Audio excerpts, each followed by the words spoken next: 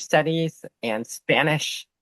And I also have a certificate in Indigenous Knowledge and Environmental Sustainability from the Department of Environmental Studies. So I've kind of done a little bit of everything, like to be interdisciplinary.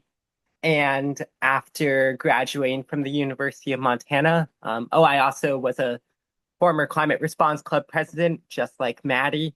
And I was a UDAL scholar in 2022, thanks to Kyla Bennis. And after I graduated from the University of Montana, I worked with the city of Missoula briefly, doing environmental research. And then I got this crazy idea to bike across the Americas twice. And so in October of 2023, I left on my bicycle from Montana and went to Argentina. And now I am coming back. And that is why I'm currently in Tallahassee, Florida. And I'll be in Montana in a couple of months. I do currently have an open invitation to join if you feel like doing a crazy thing after college. And yeah, I'm so excited to give this presentation and be presenting from afar. Thank you, Elani. While you were away, I went ahead and did the little background on COP. So I'll go over to the next slide where if you would like to talk about the COP anatomy. Sure, I would love to talk about COP's anatomy. So the all COPs generally have these four different zones. You have the green and blue zones, which compose the venue that COP takes place in. The green zone is open to the public and is home to many different pavilions, just like the blue zone, which is closed to the public. But in the blue zone, you have observers like me and Maddie, and you also have country delegations. Uh, that's the main difference. Green is open to the public, blue is closed to the public. Then you have the yellow zone, which in Portuguese we call the Zona Amarela. This features outside events. It features events such as the Cota Povo or the Cúpula do Povo, which I'll be talking about later in this presentation. Protests and demonstrations also occur in the Zona Amarela, yellow zone, and usually this is more focused towards the local community, in this case, Belém, Brazil. The red zone is an informal term. It's also called the exclusion or protective zone, and this is where the government has decided to keep people stationed to make sure the venue is protected. And actually, I wanted to briefly mention that the red zone was broken through in, I think, maybe a historical first at COP30. There was a large protest of Indigenous folks who successfully broke through the red zone and entered the negotiation space in the blue zone. You can read all about it online, but that shows how these zones kind of interact with each other. Yeah, that's all. And now I'll talk a little bit about the setting of COP30 in the next slide.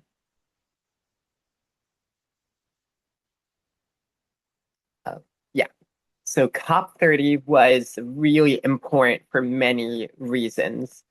First, the setting of COP30 is really important. It's in Belém, Brazil, and Belém is the second largest city in the Amazon rainforest. The Amazon is important in the climate space because if you didn't know, it's a major sink for carbon. And as Brazil is home to most of the Amazon, Brazil too is a major sink for carbon emissions and a major emitter as they have a huge cattle ranching industry in Brazil and a growing technology sector. Brazil is also a democracy. And this is really important because in the past, COPs have taken places in more authoritarian countries, and that has resulted in less public participation in that yellow zone we were just talking about.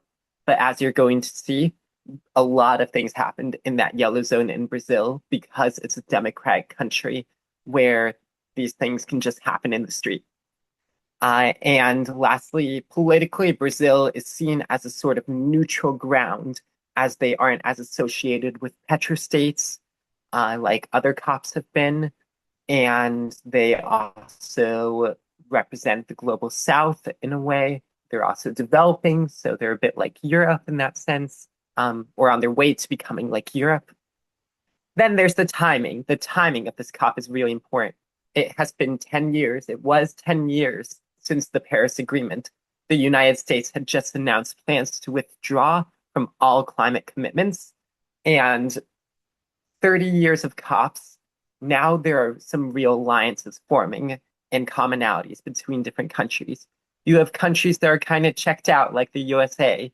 You have countries that are lacking some political will, like the European Union.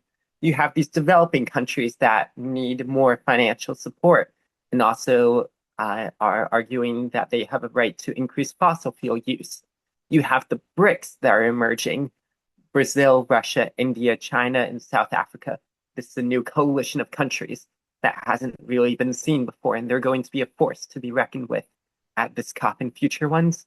And of course, you have the petrostates, countries like Saudi Arabia that are highly dependent on fossil fuels. And lastly, this COP was really important because there's this big elephant in the room that we have overshot 1.5 degrees Celsius of warming. There's no way to sugarcoat that. We're going to overshoot 1.5 degrees. Maybe emissions will go down at the end of the year, at the end of the century, as shown in this graph on the slide, if we manage to rapidly decarbonate. However, despite this overshoot, there is some real hope that at COP30, Latin American countries could take the lead on creating new emission sinks and reducing their own emissions, and not just Latin America, but the rest of the developing world as well. And that's all I've got for that slide. Next, I want to talk just a little bit about how I arrived, and then I'll pass it to Maddie. Did the slide change? Yeah, there we go. I arrived, as you know, on my bicycle. I actually did take a bus from the neighboring state of Maranhão to Belém, to Pará, where Belém is located, overnight. And then I rode on my bicycle to the Espaço Cultural Sonoro Paraense. It's this building in the corner here. And this is a really cool museum where they have a bunch of old discos from the state of Pará, where Belém is located. It was just amazing to be there. I got to explore many parks in the city, and I also went to the Mata, which is the Amazon rainforest, and I got to see a regenerative farm there, and learn about what communities are doing in the rainforest to live sustainably. Now, pass it to Maddie. Yeah, so I arrived in Belém after 2.5 days of travel. Who knew getting from a little place in Montana down to South America would be so hard? I stayed with Elani for a few days, and they graciously translated Portuguese to English so that I could go places where there were locals, like the local Vero Peso market. I also and wrapped up my preparation with the Elkoi cohort. We had been meeting weekly over Zoom to strategize who and how and what and where we could talk with people, both from the US when we knew that there wasn't an official delegation, still wanted to talk to somebody. But then we also wanted to talk to people, other youth from Elkois around the world and local advocates. We also wanted to be able to have a clear plan about how we would leverage being in every place all at once. There were about 9 of us, and we knew that there were hundreds of events happening each day, but still wanted to cover as much ground as possible. Another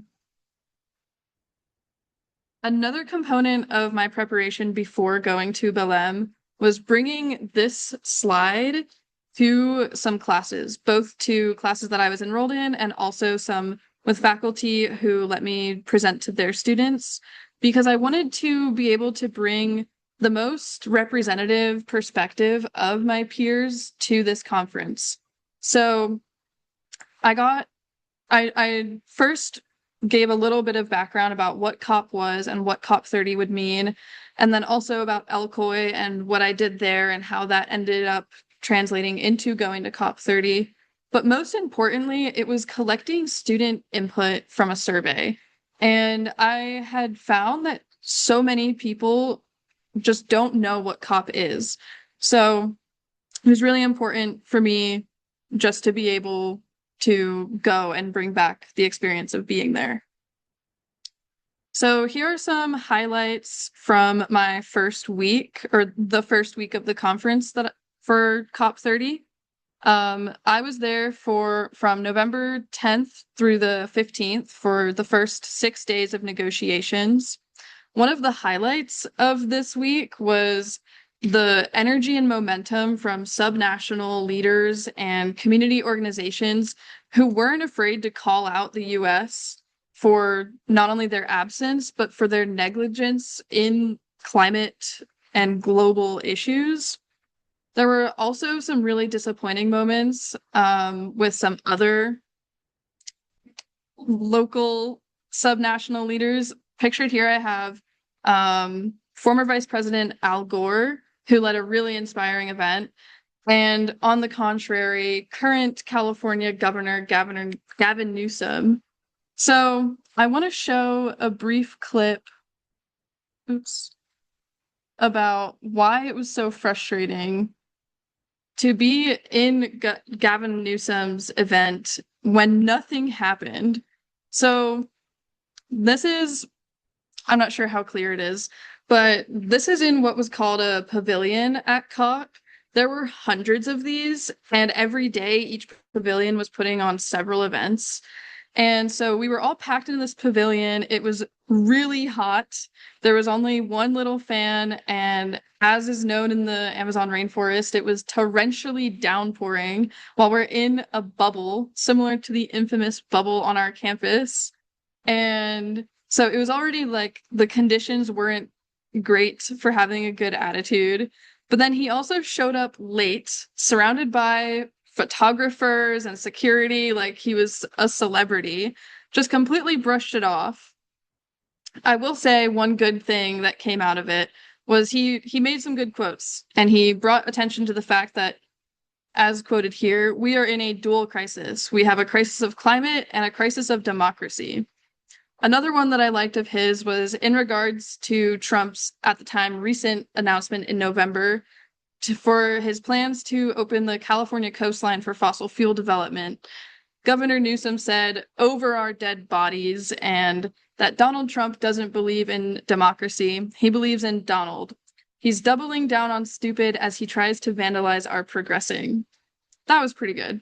But on a more serious note, after that, the UN Secretariat that was leading his discussion really fed into the ignorance and negligence of the US by asking him to talk nonsense. Governor Newsom, while the US didn't have an official delegation, arguably had the largest platform and representation for the United States, and he was asked to give his thoughts on these subjects.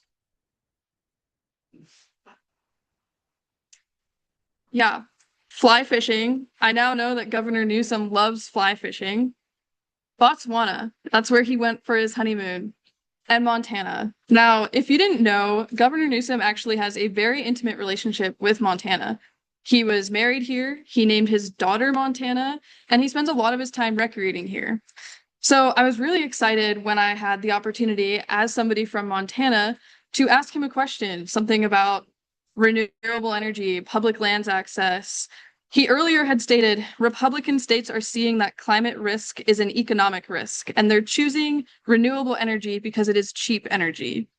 But no, he had to leave. So he showed up late and left right away. So another reason why this was really frustrating is because this is what a day in the life looked like. It started really early, upwards of 12 hours long.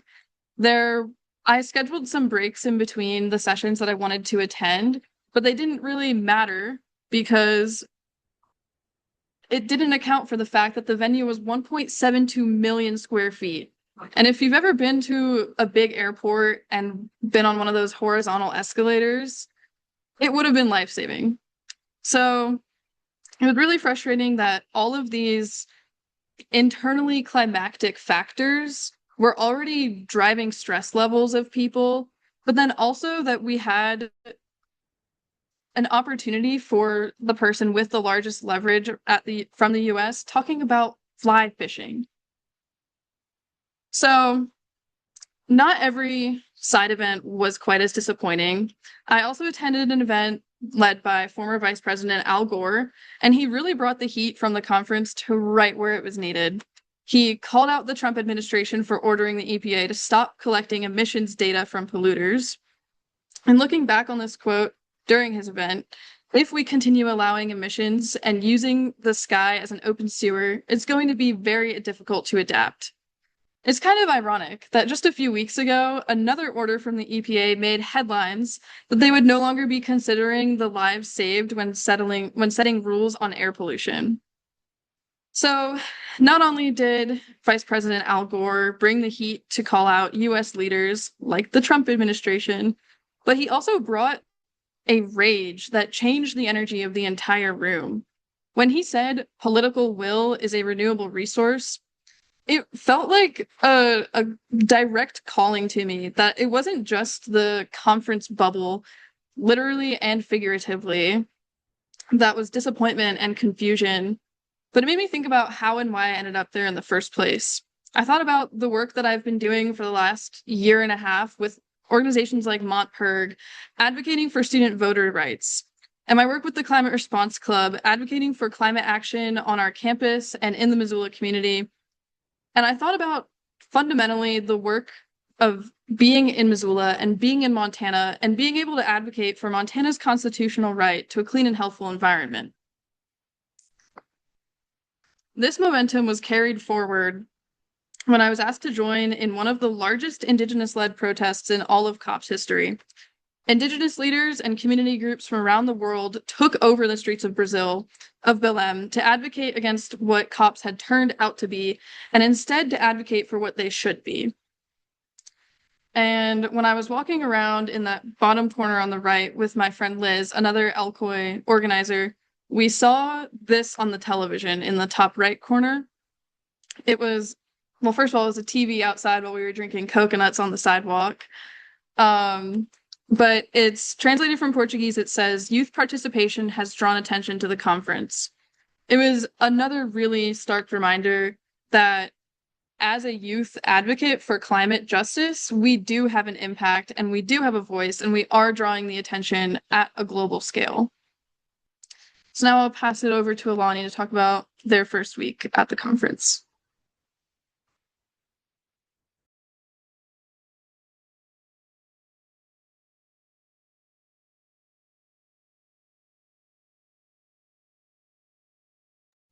Elani, you're muted.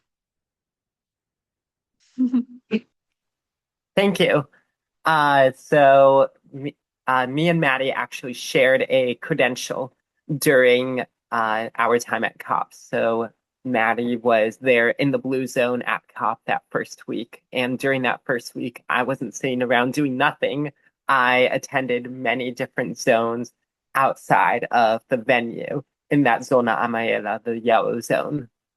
On Monday, I went to an event called the COP30, which is in the left-hand corner on the slide. The COP30 acted as an informal COP conference of the parties for local leaders with a focus on Indigenous and Global South representation. And I think the presence of the COP30 really shows how having COP take place in a democratic country really makes a difference, because this outside event running parallel to COP could occur and it could have this big impact, this large attendance, even while this bigger event was going on at the same time. There was a focus at the COP30, there was a focus on knowledge and experience sharing between these different, particularly indigenous communities from across the globe. Then that night, right next to that photo, you'll see there's some folks dressed in black. That was a funeral for the Paris Agreement because that was the big elephant in the room. We had overshot 1.5 degrees Celsius. And so we held a funeral for the Paris Agreement. And if you know anything about Latin culture, you might know that death is not viewed as just a solemn, drab event.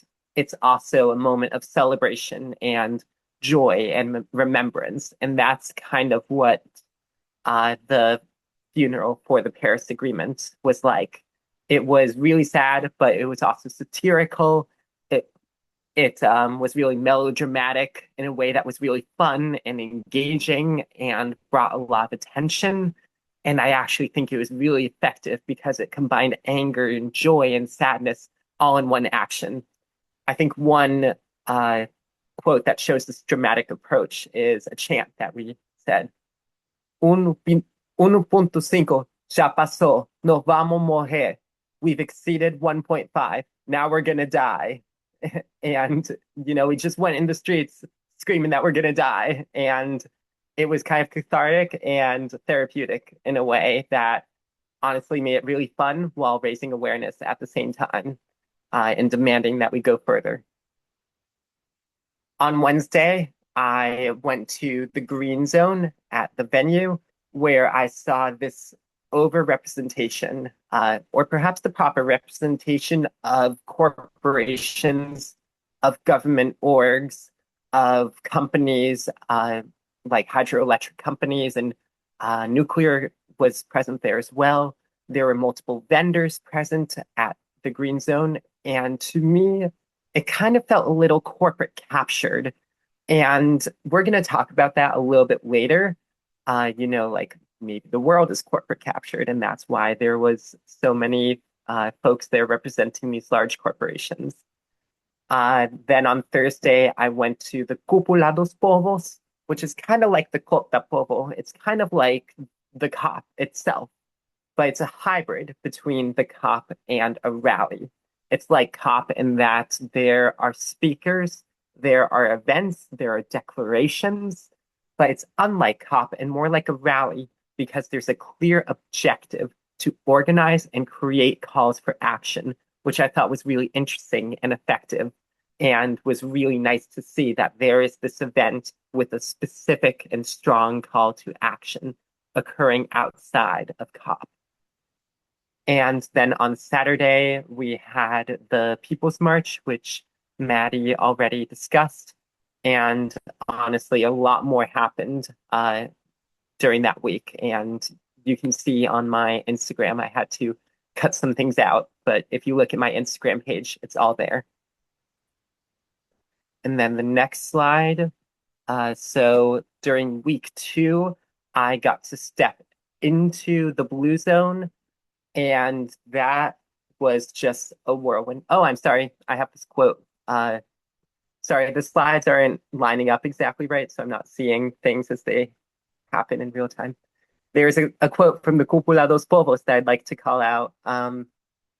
That's the big rally / COP that occurred in Belém. This is our house. This is our solution. Vive 500 años de resistencia indígena na América Latina. That, I guess how we translate that, like, may it live 500 years of indigenous resistance in Latin America. So it just goes to show that there's this strong call to action, and they really saw the Cúpula dos Povos as a continuation of how indigenous people have always protected this planet for future generations. So now I want to go into week 2 of COP. The first 2 days was just a blur. It was a whirlwind, and it's really thanks to Maddie going there first and giving me a bunch of tips that I was able to get through it all. Just like Maddie, I was there for upwards of 12 hours a day from 8 a.m. to 8 p.m. I rode my bike. I chained it to the chain link fence because there's no bicycle wrap at the climate conference. And then I would stay in meetings all day and take my bike home at night.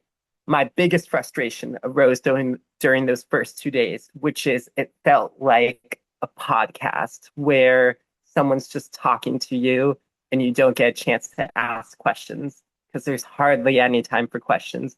And folks just want to talk about themselves and why they're here, which is great, but it's also not very engaging at times. And you don't really get a chance to interrogate the people that you're talking to. But on Wednesday, I did get into the groove a bit more, and I got to ask a question at the event, America's All In.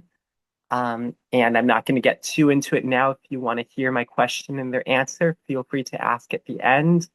But I will say, when you get to ask questions, people sure get a lot more out of the experience. And I think that's something I'd like to see folks do in the future is leave more time for questions and talking with the audience at these events.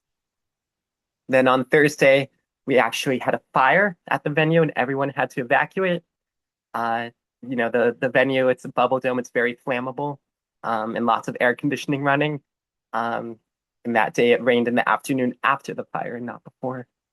And there was a speech about, I delivered a speech about capybaras where I called the fossil fuel industry psychopaths. It was very therapeutic.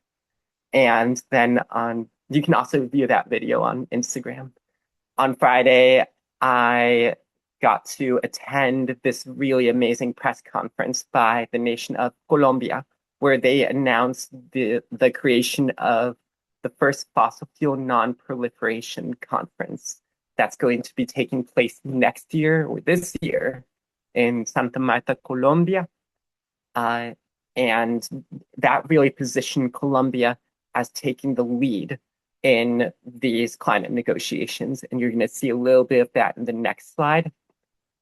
That day, the People's Plenary also occurred, which was like the Cúpula dos Povos. If you remember that from the last slide, they managed to get an event inside the COP. Sorry, we're still on week 2. So in the lower right corner, you can see that there is like a big room full of folks that is the People's Plenary, and it represents this push to take back COP for the people.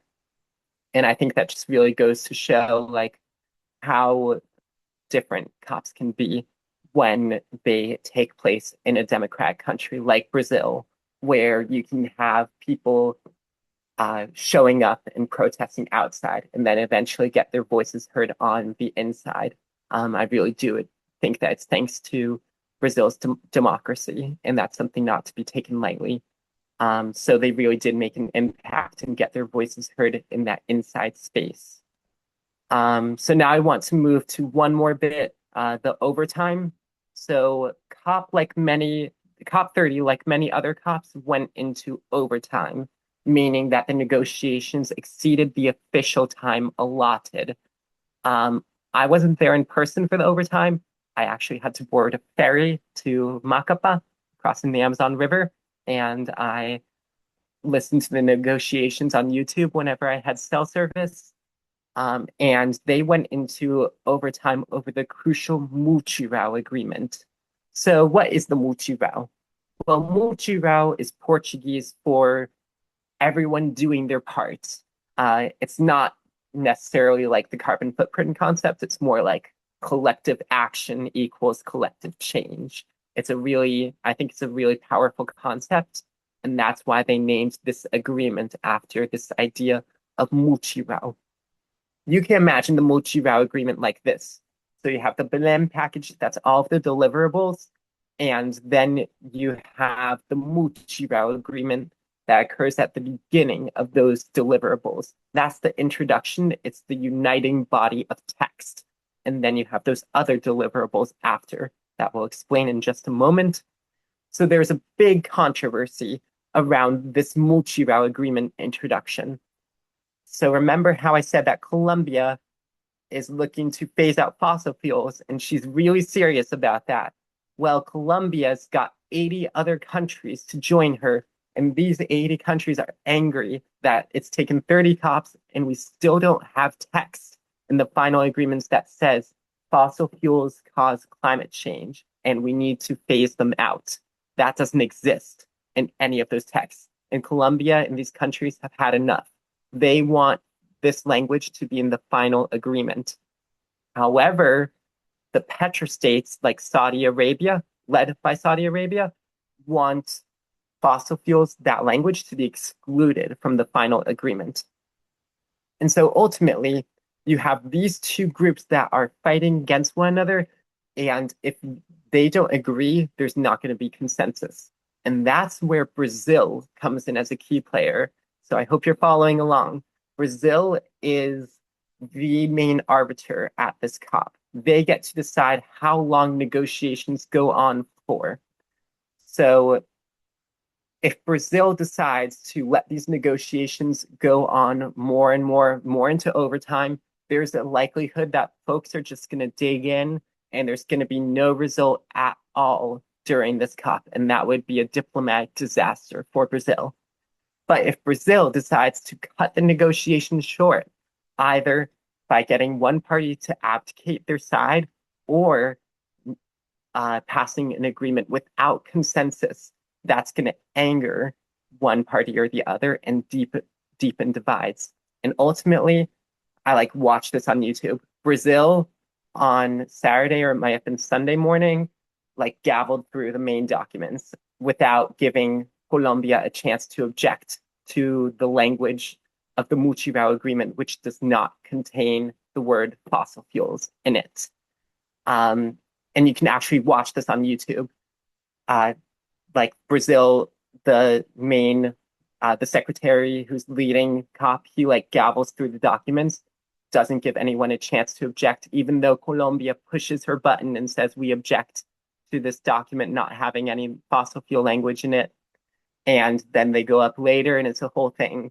But it's really, on paper, because they gavelled through it, it looks like this decision was passed by consensus, but really it's not. And I honestly think that really sets a dangerous precedent for future COPs to have countries' voices ignored in this final passing of agreements. So now let's start talking about the results of COP30. I know that was kind of a sad note, but some good things did come of this conference. So first, there's the Mutirao Agreement, which I just talked about, ties those deliverables together. I say agreement in air quotes because there wasn't really consensus. There was the Tropical Forest Forever Foundation, Tropical Forest Forever Facility, which is a mechanism that is meant to deter deforestation. It's controversial because the TFFF places a price on forests, and it's viewed as a very weak mechanism. And there's some math behind it that shows that it still can be more beneficial mathematically to cut down these forests and preserve them. You can look a bit more into it, but what you need to know is that it's controversial at best. And then there is the just transition mechanism, which is actually something pretty good that came out of COP30. It sets up this novel framework for a just transition, which is something that we haven't seen before. We haven't seen this language, and I think that's going to set up the stage for this topic of justice and equity being talked more about at future COPs.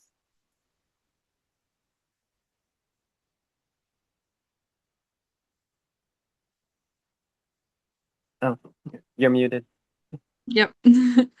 Okay, so there was also part of the Belém package was a call to triple finances. And what that means is that there's a commitment to triple the funds that go to adaptation by 2035, which is meant to emphasize the need for developed nations to significantly boost climate finance for developing nations. I'll also talk a little bit about the technology implementation program because I wasn't really aware of it before I had gotten there, but when I was choosing which negotiations to attend, I chose to go to the technology implementation program, or the TIP, because I'm interested in seeing the bridge between plans and written out agreements and actual tangible on the ground action. So I will say not researching anything before was a bit of a mistake because all of the sessions were really jargony, um, as could be expected. But I included this clip here just to show I already showed how large the venue was, but this is also how large just the individual rooms are. And I'll play it again. Oh, whoops. Um, and you can see it is in fact an inflatable bubble. Um, it had crazy air conditioning blowing and again the torrential downpours of Brazil. So it was impossible to hear anything without a headset.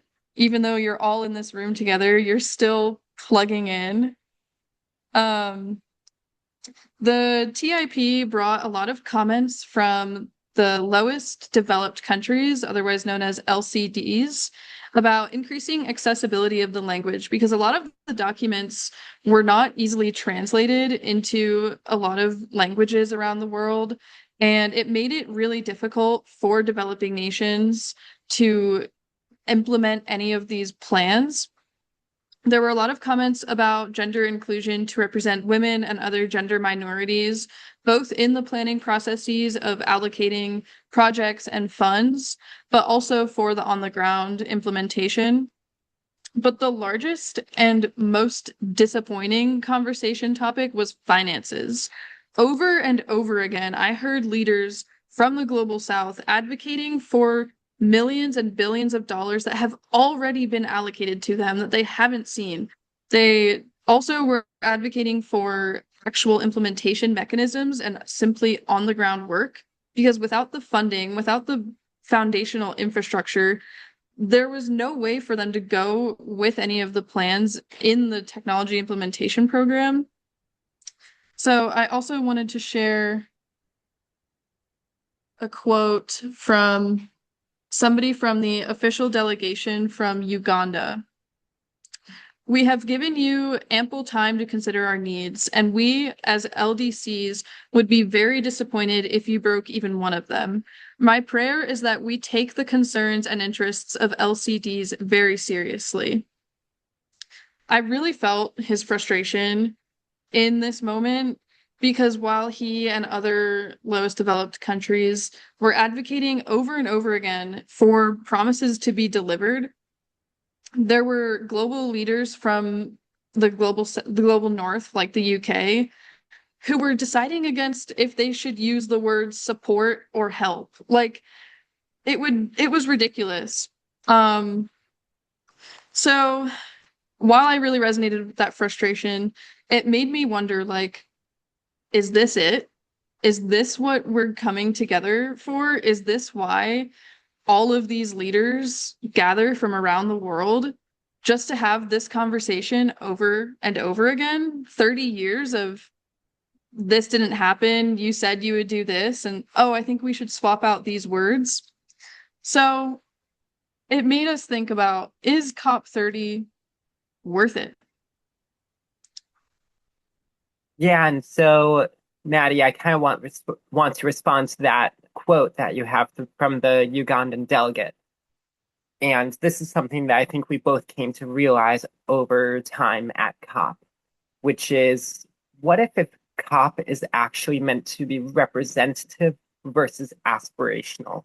So I think a lot of you folks in the room and a lot of folks going into COP think that it's this platform for the latest climate technologies, that it is a space where we are developing the newest, shiniest goals for climate change. And this is where the work happens to prevent climate disaster. But what if COP isn't that aspirational space that we think it is? What if COP actually is meant to represent the world that we actually live in? So what we see with these developed countries promising billions of dollars to developing nations and then never actually passing the check. Well, that's something that happens in the real world. These countries all the time cannot be bothered to pass the check. It's what I'm trying to say is that COP is a representation of what is going on in the real world. One thing to think about is if something isn't happening in COP, it's because it's not happening in our world. If we are not ready to set ambitious climate goals and stick to them in the COP universe, that's probably because we are not ready to set those goals in our real world, in this universe. And maybe the reason why we see so many fossil fuel lobbyists and so many corporate lobbyists at COP is because there are so many fossil fuel lobbyists in this real world and among us every day. And that's a little bit of a sad thought, but I also think it's a chance to think about how we as the people need to really be taking the charge. And there's a lot of bottom up work that needs to be done rather than this top down work that we're relying on COP for. And I think maybe perhaps, and for better or for worse, COP can be a reality check to show where we're at in the path towards a sustainable future. So now I want to move to what's next for COP. This year we have in 2026, we have COP31, which is going to be a split presidency. Turkey and Australia could not agree on where this COP is going to take place. So we said, fine, you're going to share it. And it's going to take place in Turkey, and Australia is going to be the presidency. Best of luck to them both. And Colombia is holding the first ever international conference for the phase out of fossil fuels. A lot of people are really excited about this, and we're just hoping that it's going to work out real well because we all know in this room, the clock is ticking, temperatures are rising, the science doesn't wait for the negotiations. And so we're looking to Colombia and nations aligned with her to lead the way here. And I think next we've got some tips for future observers. I guess I can go and mention a few first. I would say like go in with a game plan of what you want to attend. Look at the schedules ahead of time if you can. They will change, but even if you have an idea, that's helpful. Also, if you are going on behalf of a delegation or an organization, or you personally have like a future career in mind, you should go with a purpose in mind and try to attend side events and negotiations that relate to whatever organization you're representing or whatever interests you personally have. I try to attend events more related to ecology and indigenous knowledge, and also agriculture. Those are kind of my interests. And I would also, oh, this is embarrassing, but I would update your LinkedIn beforehand and not in the middle of a side event. Don't do that. Do it beforehand. And I'll pass it to Maddie. Those are all really great pieces of advice, and I definitely resonate with all of them. Some things that I would add, especially as a student, was when I first realized that I could attend COP, I was like, there is no way I'm going to be able to do that. I looked at the first flight out of Missoula to Belém, and it was $8,000. And I was like, okay, unless I can fundraise $15,000 to cover the expenses of getting there and staying and taking care of myself, like there was no way. But then I looked out of Seattle and it was not $8,000. But in large part, it was also like anxiety about leaving school for 2 weeks. Like, how do I ask my professors to excuse me for 2 weeks? Like, this is unrealistic.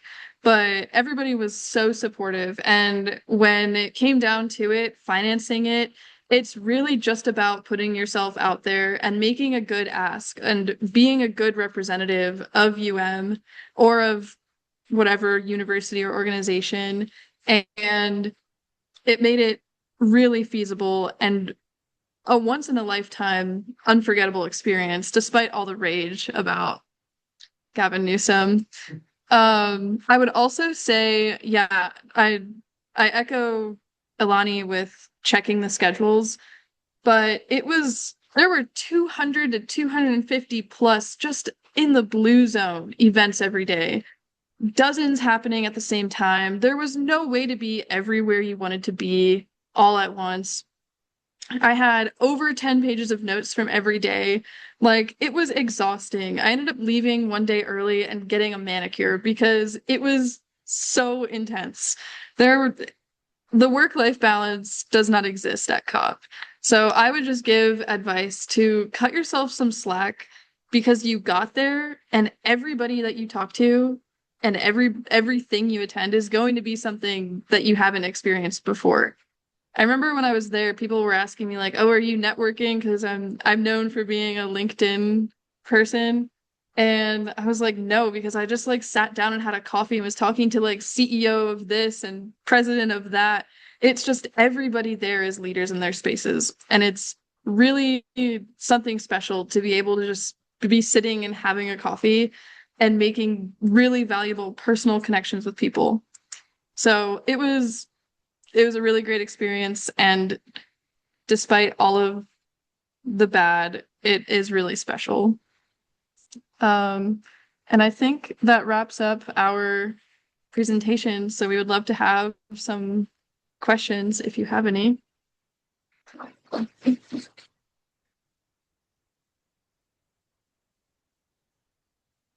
Vicky, do you want to come up and say it into? No. Okay. Which of those two conferences do you think Al Gore ought to go to? Which of the two? One will be Columbia and the other. Uh, Oh, Elani, is the conference in Colombia happening at the same time as COP31? No, it's not. I believe that the conference in Colombia is happening in April of this year. Um, and it's much shorter and smaller than COP, but So there's a he can way be. to register for it. Yeah, the question was which of the two conferences should Al Gore be at? But it seems like he can go to both if he so pleases. Yeah, Okay, you should totally go both. Yeah. we have a question on Zoom from Coco. Hi everyone. I'm joining from a snowy stoop in Washington, D.C. I was at COP with Elani and Maddie and wanted to say that they did an amazing job and really represented their communities well. And it was so fun to be there with them, and I'm very proud of their work. But I also have a question, which apologies if this has already been covered. I was out of service for the beginning of this call. What would you say your advice is or your perspective on the engagement of university students with COP and within the COP ecosystem? I know that like some people say that since badges are so hard to get, like we shouldn't allocate them to university students, but then there's also the perspective of, how are you ever going to learn about COP unless you actually go because it can't really be described. So what do you think the sort of mutually beneficial relationship is there between sending students and then having them have?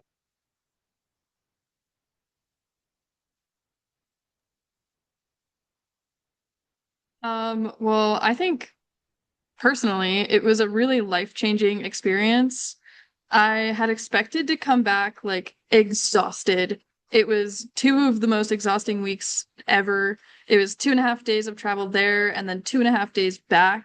And it was in the middle of my first semester as a senior where I already had so many other things pressing. But being in those really frustrating negotiations really like reignited and reaffirmed the fact that community-based action is where things are happening. It's where the work is tangible and measurable. And I think as a young person about to graduate and dealing with like the existentialism of that, it was really inspiring. I also think like there was such a wide range of people there. I don't know why students shouldn't be there. It was great to see Right. people that have been in the space for a career's length of time, but then also like fellow young people. So I think young people definitely belong there.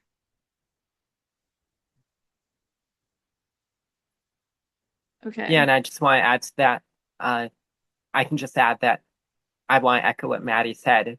Young people do belong there, and I think that anything that we can do to have more student presence at COP actually makes a really big difference because, as I think of it, and when I was a student, and even now, like we're always growing and learning and evolving. We're always students of our environments. But, as a student, COP can be that formative university experience that also really sets you apart uh, in the climate space. I mean, just from a professional perspective, from a professional perspective, COP looks really good on your resume.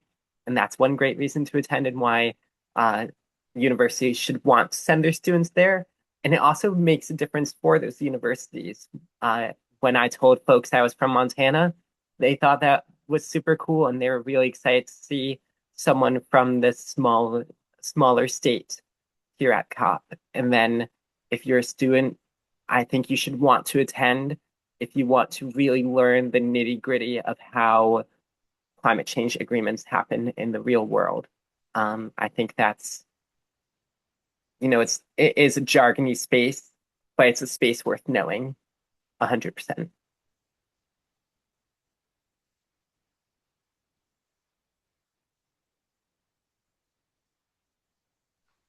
Thank you, Elani. We have another in-person question.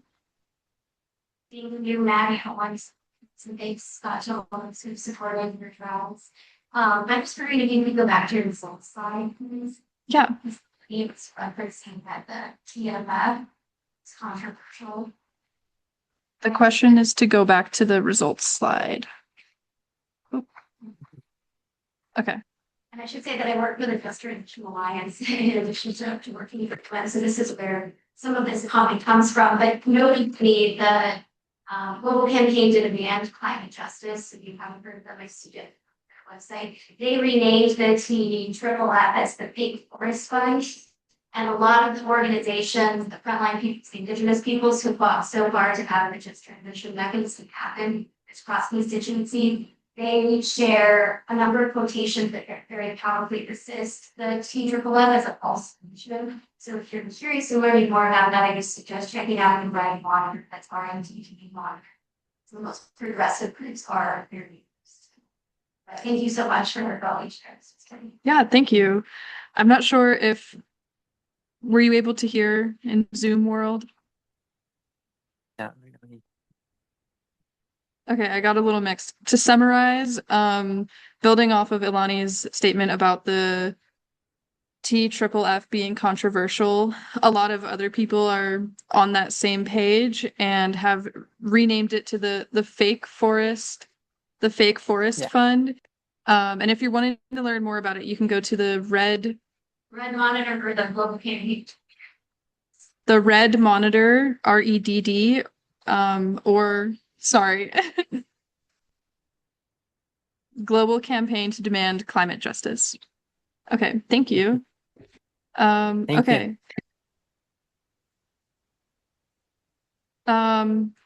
Yolanda Brown, I saw your hand go up. Yes, I am so happy for you both and proud of you and your families and your school community. It's like magnificent. I think I didn't know I needed this optimistic moment today. Thank you very much.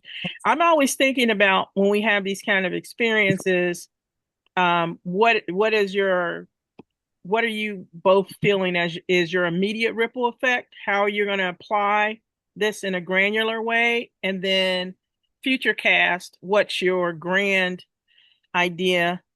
And the one reason I'm asking is because I do something completely outside of sustainability and green energy, but I want to move into that area, having been an educator for 30 plus years. I'm always thinking about a lot about co-housing and intentional housing communities and energy, and then food sovereignty and wellness.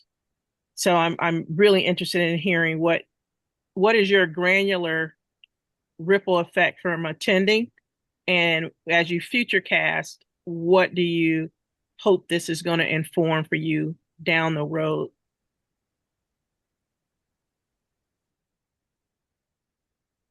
I can give a brief answer because I've thought about this. Like I mentioned earlier, I really thought that I was going to come back exhausted and never want to do anything ever again. But instead I came back like, okay, on the groundwork is where it's at. I've got to lean into my community with University of Montana with our Climate Response Club and Montperg and just facilitating connections between people who are willing to get their boots dirty and be on the ground. I also briefly launched my future campaign for mayor of Missoula. I don't think that's actually gonna happen, but it inspired me to go for like think about local government as a long-term career rather than trying to climb the totem pole. And I thought pre-COP, I thought my goal was to be one of those people at the negotiations, making those decisions. And it turns out that's not where I want to be. Yeah, and to add to that, I would echo that COP I think really shows that politics is a necessary job to get things done in the climate world. I feel like there's always a environmental science to politics pipeline that happens around when you graduate, and that certainly happened for me. And I'm going to be completely honest. I still do not know exactly what I want to do with my life other than finish this bike trip, but I'm keeping things open. And I know that I really want to bring that idea of thinking large, but what is it? They have some way of saying it, but thinking large and acting small. Think global, act local. I want to take that attitude to whatever I do in the future. And I think COP really exemplifies that. And also something I want to just call out quickly is you had mentioned that you're looking to translate the work that you're doing that's not so related to climate into more of this climate space. Um, there's this really great climate scientist called Dr. Ayanna Elizabeth Johnson, and she has this thing called the climate Venn diagram. And she's got like these three circles. One of them is the work that needs to be done, what you know how to do, or the skills you have, and then what brings you joy. Whatever lies at the intersection of those three circles is the thing that you should be doing. So even if you're not currently working in the climate movement, bring the skills that you have. We need them, whatever they are. Look at the work that needs to be done. There's so much of it, and make sure that brings you joy. And Ayanna Elizabeth Johnson, she just writes these amazing think pieces. She has a podcast too. You can Google her and learn more about the climate Venn diagram. But I think that's a great place to start if you're looking to get involved in any way in the environmental sphere. Thank you both.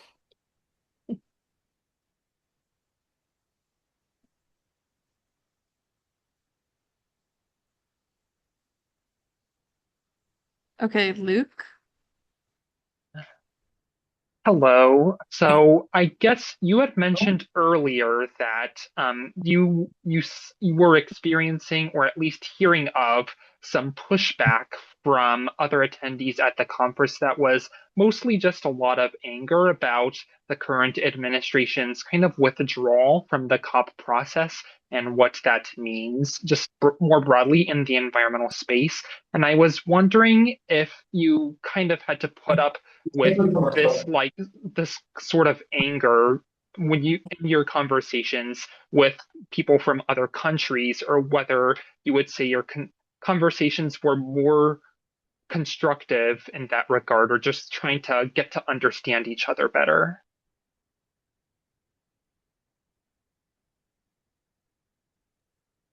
Um, if I'm understanding your question correctly, um, I think like most of the pushback and anger directed towards the US was actually internal.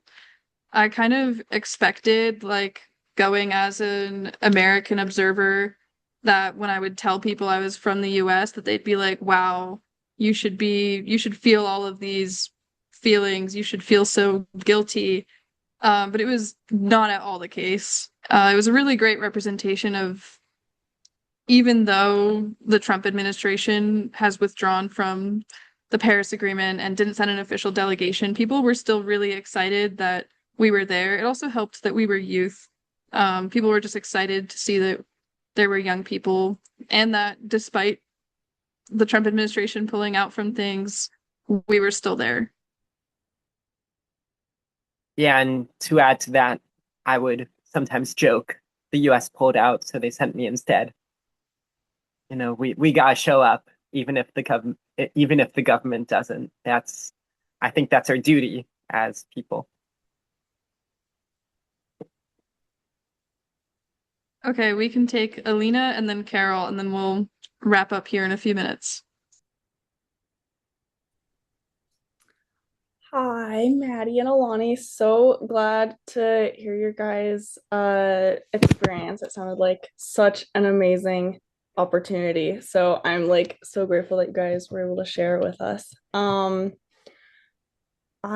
had a question for Maddie about the like Elkoy national or like the youth statement that um you did and how that was received, and if you could talk like a little bit about what the results of that were. I was just curious about that. Yeah, sure. Also, it's great to have Elani and Alina here in the same space. 3 years of CRC presidents. Um, that has never happened. But yeah, so the local youth or the national youth statement, we spent a few weeks researching like who in the US that would have any possibility of utilizing that statement, how we would be able to find them and communicate it to them. And so we were looking at, there was a few Congress people that would be there. And so we were researching like what events would they be at? How can we advocate for subnational leaders to implement some of our recommendations? And task kind of failed. It was actually a lot more difficult than we had thought to advocate for our national youth statement. We also kind of had some realization that it was more difficult to advocate with the statement than we had anticipated it to be, because we realized like the people we were talking to like weren't our community leaders. So we didn't have any personal stake when we were talking to them, but I did get to talk to a few people from other countries that kind of gave us advice. And a lot of it resonated with some of the tactics we used while creating the statement, like using policies that were pre-existing in other states that we could encourage other states to adapt. But largely, the feedback that I received wasn't great. It was a little rocky being able to use it at COP. Thanks for asking, Alina. It's good to hear from you. Yeah, thanks. That's definitely disappointing to hear, but I mean, understandable, especially considering there wasn't like an official US delegation or people that you already had connections with. So, yeah, good on you for like still trying. I think that's what matters. Yeah, thank you. Okay, Carol, you'll be our last question of the evening. First of all, thank you so much for your efforts and for what you've told us about the conference. I'm calling actually as the head of the Climate Action Committee of the League of Women Voters of Billings, and happened to hear about this debriefing and was able to tune in. Thank you, Zoom. I've been thinking about letting other people outside the climate group know about your experience and what you've learned from the conference.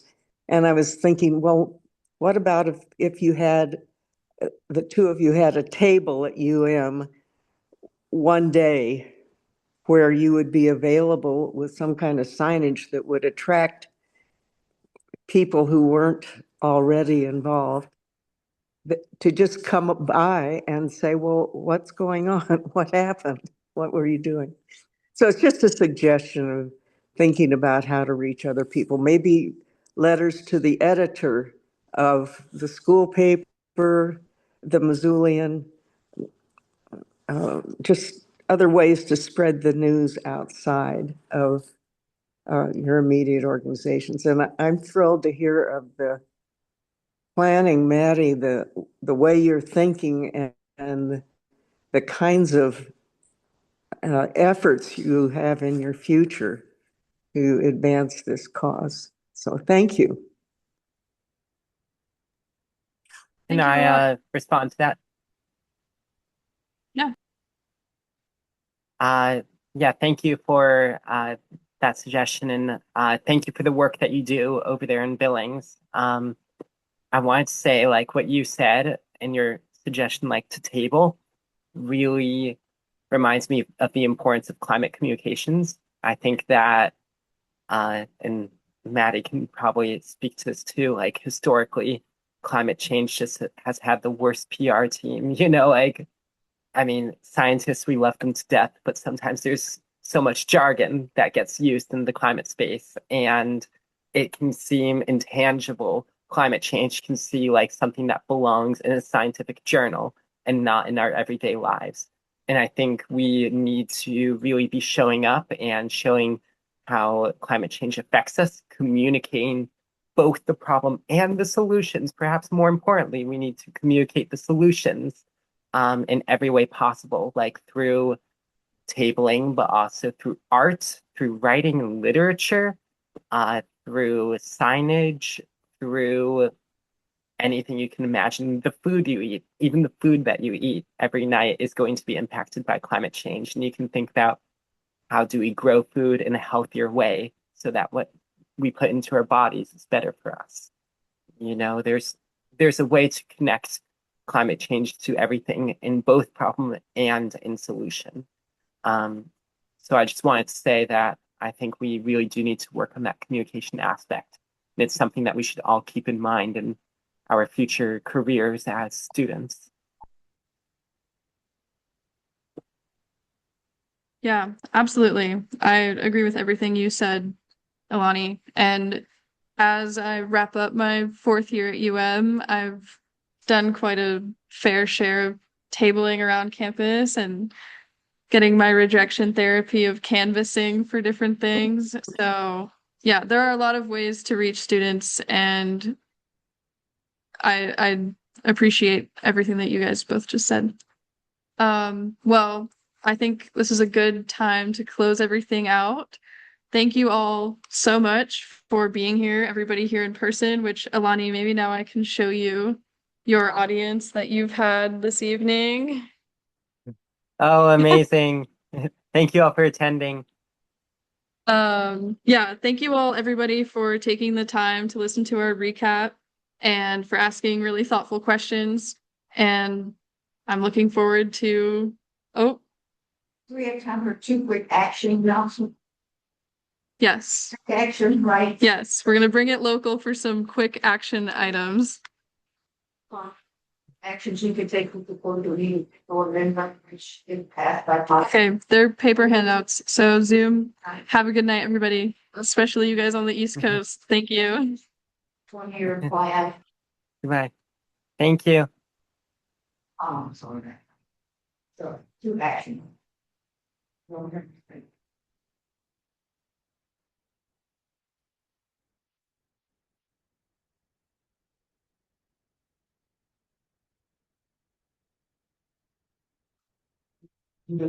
Name now.